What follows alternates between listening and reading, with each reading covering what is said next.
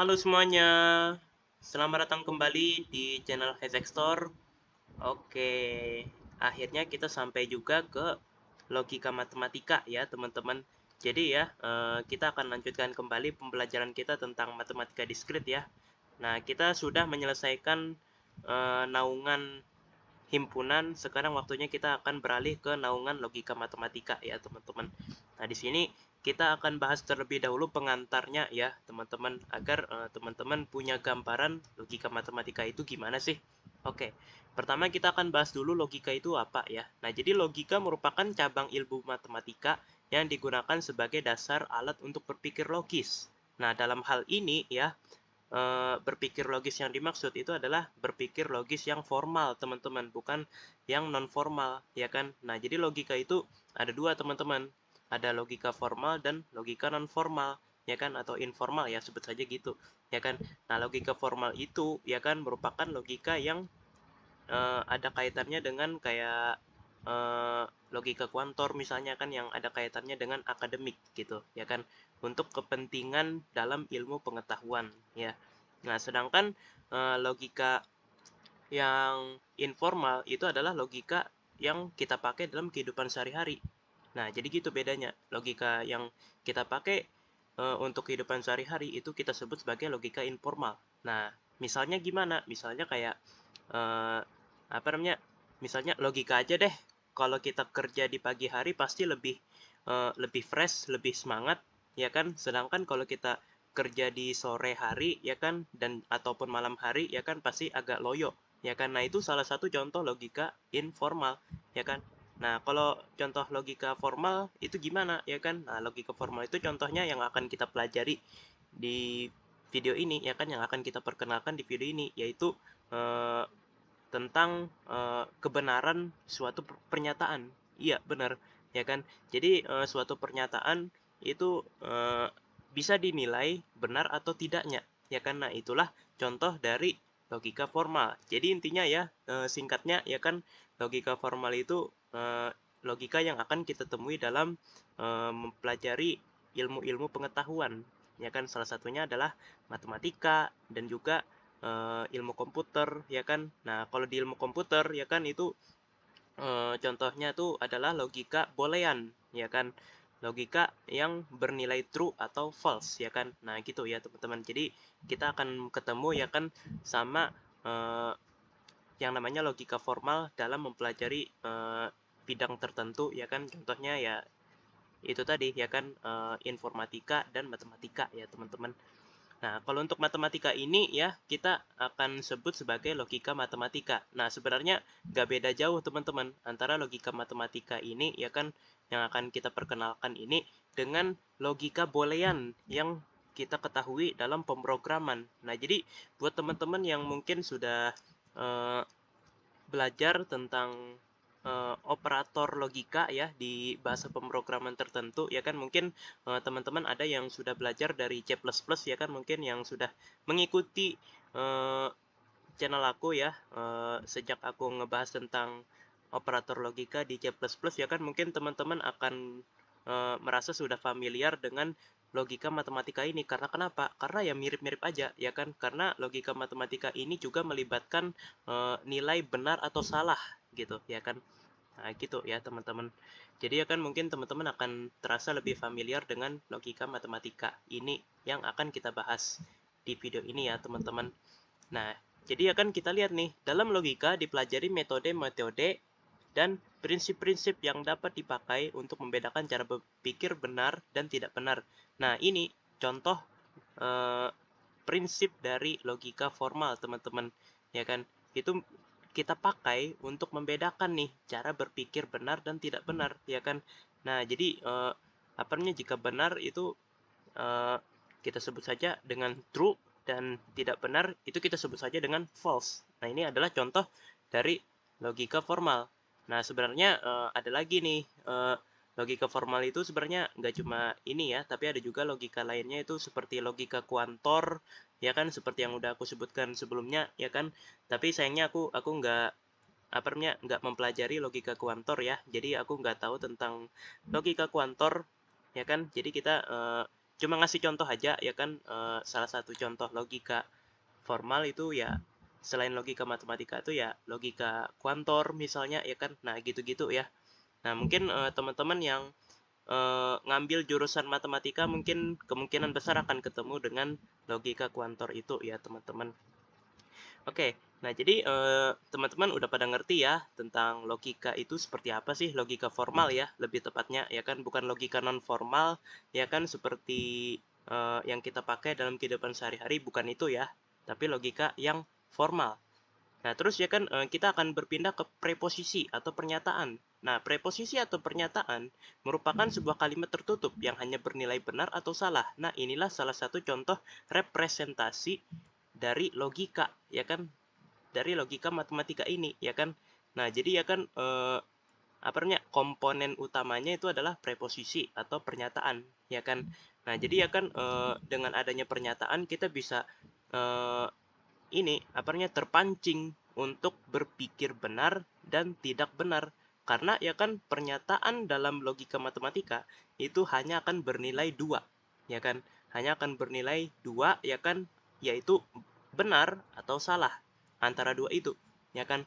Nah, gitu ya teman-teman, tapi tidak keduanya ya ya kan. Jadi ya kan misalnya ya kan ada suatu pernyataan yang bernilai benar dan juga salah, enggak ya teman-teman, enggak ada yang kayak gitu. Atau sebaliknya, salah dan juga benar ya kan. Nah, enggak ada ya yang kayak gitu ya kan, yang ada ya kan benar aja atau salah aja ya kan, udah antara dua itu ya kan. Nah, itu ya preposisi ya teman-teman, atau pernyataan. Nah, di sini kita sudah sediakan contoh pernyataannya nih ya kan. Nah, jadi ya kan ini contoh pernyataan yang pertama, hasil perkalian dari 10 dan 12 adalah 120. Benar? Benar nggak, teman-teman? Jawabannya benar, ya kan? 10 kali 12 adalah 120. Benar berarti, ya kan? Nah, berarti ya kan pernyataan ini itu bernilai benar. Nah, terus ya kan 2. Yang nomor 2. Semua bilangan prima adalah bilangan ganjil. Salah ya, teman-teman, ya kan? Nah, kenapa? Ya kan karena ada satu bilangan prima yang merupakan bilangan genap. Apa itu? Iya, benar. Bilangan pertama, bilangan prima yang pertama, yaitu 2. Nah, itu bernilai genap, ya kan? Bukan ganjil ya, teman-teman. Nah, itu juga prima, teman-teman, 2 itu, ya kan? Nah, itu kan genap gitu, ya kan? Nah, gitu, ya kan? Jadi, otomatis pernyataan semua bilangan prima adalah bilangan ganjil itu salah, ya, teman-teman. Nah, terus kita lanjut ke pernyataan yang ketiga. Semua bilangan ganjil tidak habis jika dibagi 2.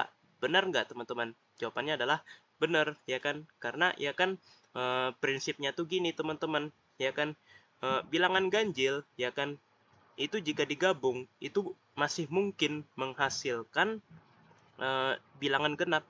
Tapi bilangan genap kalau digabungkan itu nggak akan mungkin menghasilkan bilangan ganjil. Benar nggak, teman-teman? Benar, ya kan? Contoh nyatanya tuh gimana? 3 sama 5 nih misalnya. Kan sama-sama bilangan ganjil nih, ya kan? Nah, kalau kita gabungin jadi berapa? 8, ya kan? Tapi kalau misalnya 2 sama 4, ya kan, misalnya, ya kan, sama-sama genap nih, ya kan? Nah, kalau kita gabungin jadi apa? Jadi 6. Nah, 6 itu genap atau ganjil? Genap kan?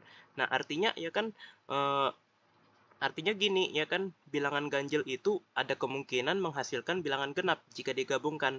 Tapi bilangan genap nggak akan mungkin menghasilkan bilangan ganjil jika digabungkan. Nah, itu ya prinsip matematika ya yang mesti kita ketahui tentang ganjil genap ya, teman-teman.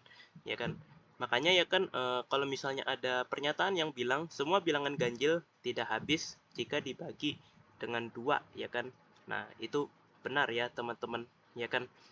Nah, tapi ya kan kalau misalnya ada pernyataan semua bilangan genap tidak habis jika dibagi angka-angka ganjil kayak 3 atau 5 misalnya, maka jawabannya salah, teman-teman. Ya kan? Karena contohnya apa? 20 ya kan dibagi 5 ya kan bisa, ya kan? Bisa habis ya kan, 20 dibagi 5 ya kan, 5 tuh ganjil kan, ya kan? Nah, sedangkan 20 itu genap, ya kan? Nah, ya kan 20 dibagi 5 bisa ya kan berapa, 4 ya kan. Nah, salah ya kan kalau ada pernyataan yang seperti itu. Nah, terus ya kan kita lanjut ke pernyataan yang keempat. Nah, yaitu computer science adalah program studi yang mempelajari ilmu kebumian. Salah ya, teman-teman. Nah, sejak kapan computer science mempelajari ilmu geologi? ya kan, sejak kapan gitu, atau rekayasa geologi, ya kan, nggak ada, ya kan. Computer science, ya kan, justru ngarahnya tuh ke coding atau jaringan, ya intinya yang ngarah ke komputer gitu, ya kan. Dan juga bagaimana teknologi bekerja di balik layar. Nah gitu ya teman-teman, berarti salah nih, ya kan. Nah terus yang terakhir, software engineering merupakan salah satu cabang spesialisasi information technology. Benar atau tidak teman-teman? Jawabannya adalah eh, benar ya, karena ya kan apa namanya, salah satu spesialisasi information technology itu adalah software engineering. Cuma salah satu loh ya, ya kan, masih banyak lagi akan spesialisasi dari IT ya. Jadi information technology ini itu kalau kita singkat adalah IT, ya kan. Nah jadi buat teman-teman yang belum tahu IT itu apa, ya kan, ya ini ya kan, information technology, ya kan. Nah seperti ini, ya kan. Nah, ini ya. Jadi ya kan software engineering ini cuma salah satunya ya, teman-teman. Tapi di sini katanya salah satu, ya kan, bukan satu-satunya. Ya kan, salah satu ya kan. Maka ya bener. Ya kan, tapi kalau satu-satunya, ya kan, kata dia satu-satunya, berarti salah, teman-teman. Karena ya kan software engineering ini cuma salah satunya aja. Ya kan, masih ada ya kan spesialisasi dari IT lainnya seperti cyber security, ya kan, terus jaringan komputer, ya kan, segala macam itu masih ada ya teman-teman. Tapi kalau jaringan komputer itu biasanya lebih ngarah ke ini sih, bukan IT sih, tapi ke teknik komputer biasanya ya, yang ngarah ke hardware biasanya sih, ya kan. Nah gitu, tapi masih dalam ranah komputer juga. Nah gitu ya teman-teman. Nah jadi ya kan ini adalah kelima, ini adalah contoh pernyataan, ya kan. Nah dia hanya akan bernilai benar atau salah nih, ya kan. Nah gitu. Tapi ya kan, kira-kira ada nggak yang bukan termasuk pernyataan? Jawabannya ada teman-teman.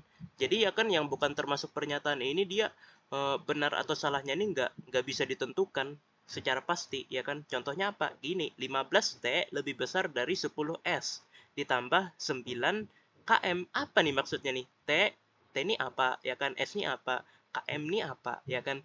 Nah, nggak jelas gitu loh, ya kan. Nah, maka ya kan otomatis pernyataan ini, ya kan, pernyataan ini itu nggak bisa nih, ya kan, kita menyimpulkan ini benarkah, ini salahkah gitu, ya kan, nggak bisa teman-teman, ya kan, nggak jelas nih, ya kan. Nah yang nomor 2 juga sama, yang 3 juga sama, ini nggak jelas banget, ya kan. RU, MMMM, CX ini apaan gitu, ya kan. L ini apaan, ya kan. Yang nomor 3 juga X, U apa ini, campur-campur, ya kan. Dijumlahkan sama dengan tiba-tiba jadi KS gitu loh, ya kan. Apa gitu, ya kan, maksudnya kan kayak apa ya, apa sih ini, ambigu banget sih gitu, ya kan. Kayak benar atau salahnya nih gimana sih cara nentuinnya sih, ya kan. Nah gak ada gitu loh, ya kan. Nah terus ya kan, gimana dengan yang nomor 4 dan nomor 5? Nah semua mahasiswa IT itu suka matematika, ya kan. Nah kenapa, ya kan, ini bukan sebuah pernyataan. Nah karena ya kan apa namanya, nggak semua mahasiswa IT itu suka matematika, ya kan. Jadi kita nggak bisa nentuin pasti nih, ya kan, eh, mahasiswa IT itu emang beneran suka matematika semuanya atau enggak, ya kan, nggak bisa, ya kan, kita nentuin pasti, ya kan. Jadi benar-benar apa ya, eh, apa namanya, mata pelajaran ya atau bidang yang diminati setiap mahasiswa itu kan sifatnya tuh subjektif gitu loh, ya kan. Sifatnya tuh sesuai dengan kepribadian masing-masing, jadi subjektif gitu, ya kan. Ada yang suka fisika, ada yang suka biologi, ada yang suka kimia dan sebagainya gitu, ya kan. Nah jadi benar-benar sifatnya subjektif, jadi ya nggak bisa ditentuin gitu loh, ya kan. Benar atau salahnya, ya kan. Nah terus yang nomor 5, mahasiswa ULM keren semua. Nah ini lagi dan lagi ini juga subjektif, ya kan. Keren yang dimaksud ini, kerennya nih apa nih, ya kan. Keren karena penampilannya kah, atau karena kecerdasannya misalnya, ya kan. Nah gitu-gitu, atau karena prestasinya, atau karena sikapnya, ya kan, perilakunya yang mulia misalnya, ya kan. Nah subjektif, ya kan. Jadi kita nggak tahu nih, ya kan, nggak tahu pasti nih, ya kan, mahasiswa ULM ini apaan gitu, ya kan. Keren semua, ya kan, gimana gitu cara nentuinnya, ya kan. Nah jadi ya kan ciri dari yang bukan pernyataan ya, salah satu ciri ya apa namanya, salah satu ciri dari yang bukan pernyataan, catat ya, itu sifatnya subjektif. Catat ya teman-teman, yang bukan pernyataan itu, ya kan, biasanya merupakan pernyataan yang isinya tuh subjektif.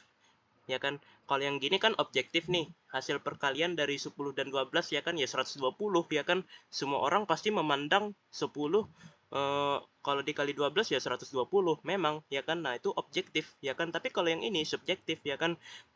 Mahasiswa IT suka matematika lah ya kan. Semua mahasiswa ULM keren semua lah segala macam ya kan. Nah, itu kan subjektif tuh semuanya ya kan. Gak ada yang nentuin ya kan. Di mata si A keren mahasiswa ULM ini, tapi di mata si B ya kan malah busuk ya kan misalnya ya kan nggak tahu kita ya kan. Nah, jadi ya kan bener-bener subjektif gitu loh ya kan. Dan indikator kerennya juga kita nggak tahu pasti nih ya kan, kerennya nih karena penampilannya kah atau gimana gitu ya kan, atau karena prestasinya gitu ya kan, nggak tahu nih kita nih. Jadi bener-bener subjektif lah gitu ya kan. Nah, itulah contoh yang bukan pernyataan. Catat ya teman-teman, dia tuh bersifat subjektif pernyataannya, bukan bersifat objektif ya kan. Karena kalau bersifat objektif ya kan, maka benar atau salahnya itu dapat ditentukan. Tapi kalau subjektif itu benar-benar tergantung penilaian setiap individu ya kan. Nah, jadi benar-benar nggak bisa ditentuin benar atau salahnya teman-teman. Nah, gitu ya. Oke, kita sudah memahami ya perbedaan antara pernyataan dan juga yang bukan pernyataan ya. Nah, di sini aku sudah sediakan latihan nih buat teman-teman. Nah, jadi teman-teman bisa kerjakan ya. Ini ada 2 soal latihan ya. Teman-teman bisa jawab di kolom komentar kalau pengen ya, ya kan. Nah, ini ada 2 soal ya. Soal pertama, semua spesialisasi di bidang IT itu melibatkan coding. Nah, itu kira-kira pernyataan atau bukan nih ya kan. Nah, silakan teman-teman jawab. Nah, terus nomor 2, anak IT itu keren semua. Nah, itu pernyataan atau bukan nih teman-teman. Nah, silakan teman-teman jawab juga di kolom komentar jika teman-teman mau ya. Nah, ini 2 soal latihan buat teman-teman kerjakan ya, untuk memahami lebih dalam terkait logika dan preposisi dalam logika matematika ya teman-teman. Oke, jadi aku rasa segitu dulu ya pembelajaran kita tentang logika matematika ya di video ini ya kan. Ini masih pengantar ya teman-teman. Jadi di video berikutnya kita akan mulai mendalami tentang logika matematika ini. Oke. Jadi aku ucapkan terima kasih ya, tak lupa buat teman-teman semua yang sudah mau menonton video ini sampai selesai ya. Dan yap, sampai jumpa lagi di video-video berikutnya. Dadah.